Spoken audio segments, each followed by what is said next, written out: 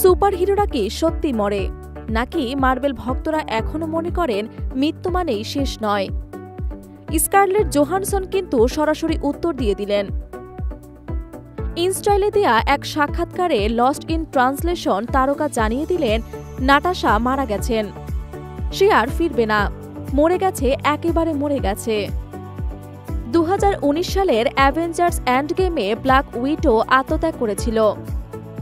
থেনোসকে পরাস্ত করতে infinity stone পাওয়ার জন্য নিজেকে বিসর্জন দিয়েছিল এই সুপার অ্যাসাসিন। তারপর থেকে ভক্তদের মধ্যে একটাই প্রশ্ন, নাটাশা কি ফিরবে? কিন্তু জোহানসন বারবার জানিয়ে দিয়েছেন, ব্যাস এইটুকুই ছিল তার গল্প, এবার তাকে শান্তিতে থাকতে দিন। জোহানসনের মতে নাটাশা এমন একটি চরিত্র যিনি পুরো বিশ্বের ভার নিজের কাঁধে নিয়েছিলেন, তাই দর্শকদের আবেগ থাকলেও তার ফিরে আসার সম্ভাবনা নেই বললেই চলে। তিনি বললেন, লোকজন কিছুতে বিশ্বাস করতে চায় না, ভাবে ও ফিরে আসবে, কিন্তু ও নিজেকে ত্যাগ করেছিল গোটা বিশ্বের জন্য, সেটাই তার গল্পের শেষ। তাহলে কি নাটাশা আর ফিরবে না? স্টারলেটের ভাষায়, না, এবার তাকে বিদায় জানানোর সময় হয়েছে।